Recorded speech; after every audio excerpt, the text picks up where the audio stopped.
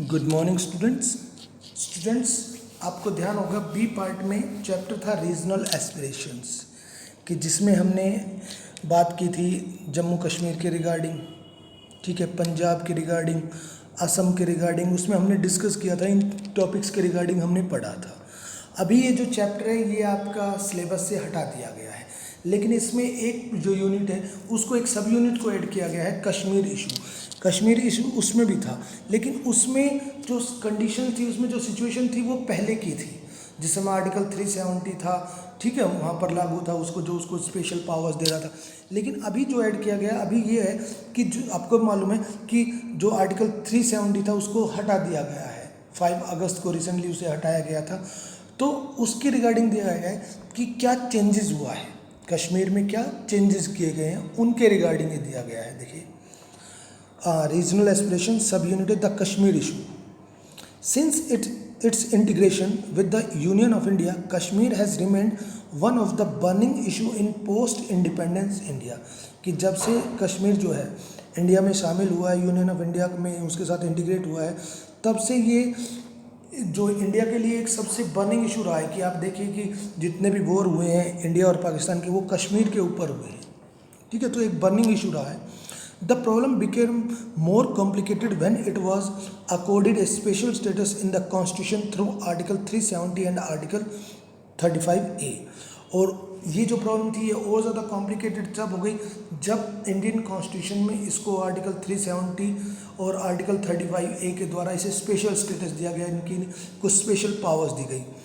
The former giving it special powers like having its separate constitution, constant assembly, flag, new nomenclature of for chief minister as prime minister and governor as Sardar Riyasat, and the non-enforcement of the the union laws in the state, while the later imparting its special citizenship right, prohibiting the non-Kashmiris from buying property in the state।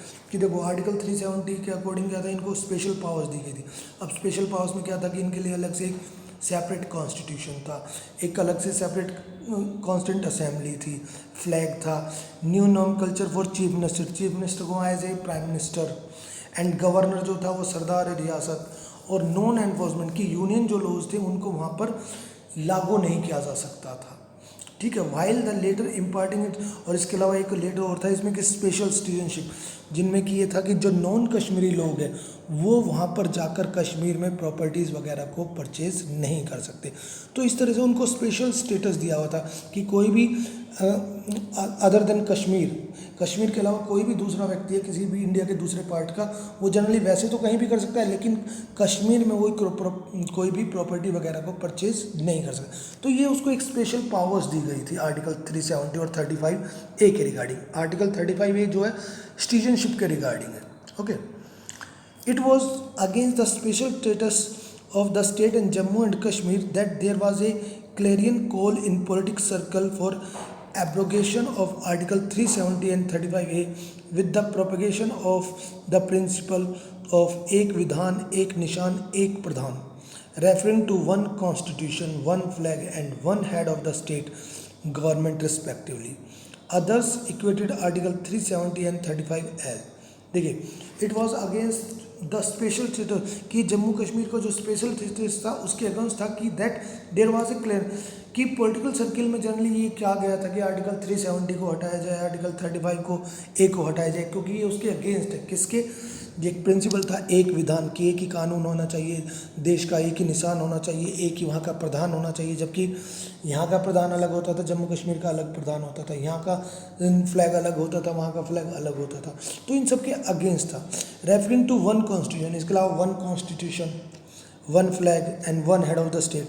तो ये एक विधान एक निशान एक प्रधान, ये है कि एक विधान यानी कि एक कॉन्स्टिट्यूशन, निशान यानी कि एक फ्लैग होना चाहिए ऑल ओवर द कंट्री, और एक ही हेड ऑफ द गवर्नमेंट होना चाहिए, हेड ऑफ द स्टेट होना चाहिए। अदर सिक्वेटेड, जबकि दूसरों ने इसको आर्टिकल 370 और 35A को क्या क्या कॉन्स्टिट्यूशनली रिकॉग्निशन सेपरेटिज्म, कि कॉन्स्टिट्यूशन जो रिकॉग्नाइज करता है एक सेपरेटिज्म की अलग से, ठीक है, अलगाववाद का।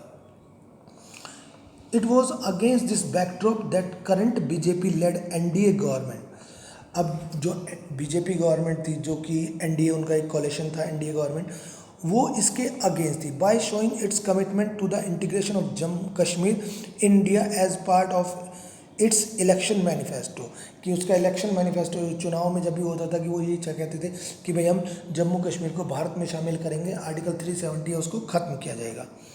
Presented the Jammu and Kashmir reorganisation bill in Rajya Sabha on 5 अगस्त 2019, और 5 अगस्त 2019 को उन्होंने जम्मू एंड कश्मीर रीऑर्गेनाइजेशन जो बिल था उसको राज्यसभा में पेश किया फॉर द एबोलिशन, जिसमें उन्होंने क्या कहा कि आर्टिकल 370 और 35A को कश्मीर से ख़त्म किया जाए, यानी कि इन दोनों आर्टिकल्स को ख़त्म किया जाए। Which was pass by a majority, जो कि एक मेजोरिटी से पास हो गया, और इसी के साथ जो आर्टिकल 370 और 35A था वो ख़त्म हो गया। The bill was pass by the Lok Sabha on 6 अगस्त 2019, लोकसभा ने ये बिल 6 अगस्त 2019 को पास किया।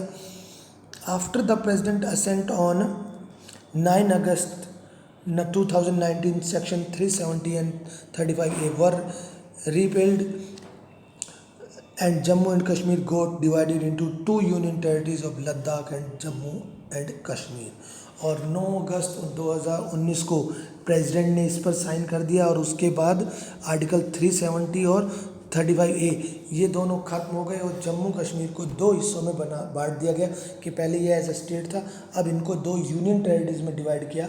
एक यूनियन टेरिटरी का नाम लद्दाख है और सेकंड जो है जम्मू एंड कश्मीर। तो ये जो कश्मीर का इशू था, जो भाई आप कह सकते हो कि 370 को लेकर जो इतने समय से, लंबे समय से वो चला आ रहा था, लास्टली इसको अब ख़त्म कर दिया गया है, और जम्मू कश्मीर जो है अब वो यूनियन टेरिटरी बना दिया गया है। एक लद्दाख उसमें यूनियन टेरिटरी रखा गया है, और दूसरा जो है जम्मू एंड कश्मीर, यानी कि अब वहाँ पर कोई अलग फ्लैग, अलग कॉन्स्टिट्यूशन नहीं है, अब सभी जो भी इंडियन रूल्स है वो वहाँ पर अप्लाई किए जाते हैं।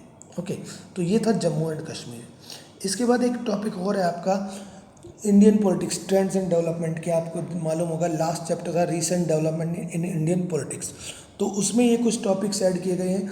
एक एनडीए का ऐड किया गया है, कि एनडीए का 3rd और 4th वो कह सकते हो आप, जो उनका प्लान था, कि देखो एनडीए 1998 से बनी थी, 1998, 1999 2 बार इन्होंने रूल किया था, और 2004 के बाद इनका जो 3rd टर्म आई है वो 2014 में आई है।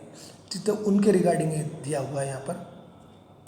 देखिए एनडीए का 3rd और 4th जो है वो है, the Bharatiya Janata party led by prime minister Narendra Modi goat an absolute majority in the Lok Sabha elections held in May 2014 and after nearly 30 years in Indian politics, कि बीजेपी जिसे कि लीड कर रहे थे नरेंद्र मोदी, उन्होंने लोकसभा में 2014 के इलेक्शन में मेजोरिटी की इंडिपेंडेंट मेजोरिटी मिली थी, और जो कि लगभग 30 years के बाद पहली बार हुआ है इंडियन पॉलिटिक्स में कि किसी पार्टी को मेजोरिटी मिली है। A strong government with an absolute majority was established at the centre, तो सेंटर पर एक स्ट्रॉन्ग गवर्नमेंट और एक एब्सोल्यूट मेजोरिटी के साथ गवर्नमेंट को एस्टेब्लिश किया गया। दो कोल्ड एनडीए थर्ड, इसे एनडीए थर्ड के नाम से जाना जाता है। The BJP led coalition of 2014 was largely different its predecessor coalition governments, कि 2014 में जो एनडीए की एक कोलिशन गवर्नमेंट बनी थी, हालांकि इसमें बीजेपी को अकेले को इतनी सीट्स थी कि वो अकेले बेस पर गवर्नमेंट चला सकती है, ठीक है। और इससे पहले भी देखो कि कई बार कोलिशन गवर्नमेंट बनी थी, लेकिन दोनों में डिफरेंस था कि पहले जो कोलिशन गवर्नमेंट थी उनमें जो मेन पार्टी होती थी उसको मेजोरिटी नहीं मिलती थी, लेकिन यहाँ पर कांग्रेस बीजेपी को मेजोरिटी मिली थी। Where the previous coalitions were led by one of the national party, कि पहले जो कोलिशंस थे वो एक नेशनल पार्टी के द्वारा लीड की जाती थी। The NDA third coalition was not only steered by a national party, और जो थर्ड जो ये थी आपकी एनडीए, ये कोलिशन जो था ये नेशनल पार्टी के द्वारा ही केवल स्टीयर नहीं किया जाता, BJP it was also dominated by BJP, ठीक है। It was also dominated by BJP with an absolute majority of its own in Lok Sabha. तो इसमें जनरली क्या था, मैंने आपको बताया ना कि यहाँ पर बीजेपी को एब्सोल्यूट मेजोरिटी मिली थी, कि उसके पास अकेले के पास इतनी पावर्स थी, वो अकेले बेस पर बिना किसी सपोर्ट के सरकार बना सकती थी।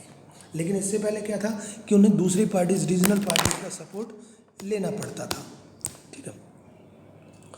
It was also called a surplus majority coalition, इसको एक सरप्लस मेजोरिटी कोलिशन बोला गया कि जो मेन पार्टी थी उसके पास तो मेजोरिटी थी, लेकिन जो उसकी रीजनल पार्टी और दूसरी पार्टीज थी उन्होंने भी इन्हें सपोर्ट किया। In that sense, a major transformation could be seen in the nature of coalition politics, which could be seen from one party-led coalition to one party-dominated coalition. कि अभी एक मेजर ट्रांसफॉर्मेशन हुआ collision politics में, कि अभी तक तो एक पार्टी वो कोलिशन को लीड कर रही थी, लेकिन अब एक पार्टी जो है वो कोलिशन पर डोमिनेट कर रही है। कि पहले एक पार्टी कोलिशन को लीड करती थी, लेकिन यहाँ पर एक पार्टी जो है वो कोलिशन के ऊपर डोमिनेट कर रही है। तो ये तो था 2014 में। इसके बाद है 2019 में। देखिए the 2019 Lok Sabha election, the 17th since independence, once again brought back BJP led NDA4 to the center of power by winning more than 350 seats out of 543। कि 2019 में अगर हम बात करें, बीजेपी जो थी एनडीए, जो बीजेपी लेड एनडीए जो था, दोबारा से वो पावर में आया बाय विनिंग मेजोरिटी, उसको भी majority milli.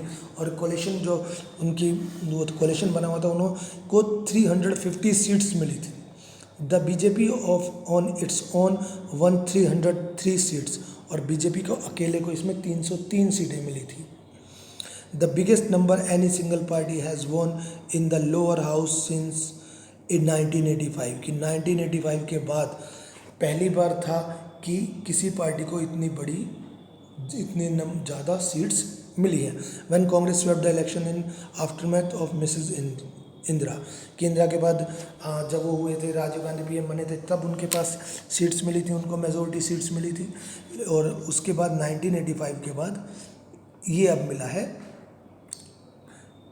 Gandhi एसिनेशन based on Gandhi ji की, वो इंदिरा गांधी की डेथ हुई थी तब उनको सिंपैथी वोट मिले थे राजीव गांधी को, तो उसके रिगार्डिंग क्या है। Based on the tumultuous success of the BJP in 2019, social scientist have started equating the contemporary party system with the BJP system. कि आपको मालूम होगा कि जैसे पहले, जैसे अब इसको 2 बार से मेजोरिटी मिल रही है पूरी तरह से, तो इसको जो सोशल साइंटिस्ट हैं उनको इन्होंने एक बोला है बीजेपी सिस्टम, कि पार्टी सिस्टम को इसको बीजेपी सिस्टम। जैसे पहले आपने पढ़ा था कि कांग्रेस सिस्टम बोला जाता था, क्योंकि इस समय कांग्रेस पूरी तरह से डोमिनेट कर रही थी, और इस समय बीजेपी डोमिनेट कर रही है, तो इसे बीजेपी सिस्टम कहा गया। Where an era of one party dominance, की इसे वन पार्टी डोमिनेंस कहा जा रहा है, like the Congress system has once again started appearing on the democratic politics of India. कि दोबारा से यही एक पार्टी सिस्टम दोबारा से डोमिनेट होना स्टार्ट हो गया है, कि एक पार्टी यहाँ पर डोमिनेट करना शुरू कर दिया है 2014 से। कि जब भी बीजेपी ने अकेले बेस पर उसको लीड किया था, जो कांग्रेस ने उसको लीड किया था 47 से 67 तक, और अब अगर हम बात करें 2014 से हम बात करें 2024 तक, आप कह सकते हो कि नेक्स्ट 5 ईयर्स तक बीजेपी जो है वो अकेले उसको लीड कर रही है। तो ये जनरली एनडीए का था, एनडीए थर्ड और एनडीए फोर्थ, कि जिसमें एनडीए जो पार्टी है उसने लीड किया है। ठीक है, तो ये है एनडीए की गवर्नमेंट है। तो ये बीजेपी के रिगार्डिंग ये एक नया टॉपिक इसमें ऐड किया गया है। इसके बारे में काफ़ी आपको मालूम भी है, कि आपको मालूम है 2014 से अगर बात करें तो काफ़ी ज़्यादा चेंजेस हमने भी देखे हैं। ठीक है, तो ये इसमें एक नया टॉपिक था। Okay students, thank you.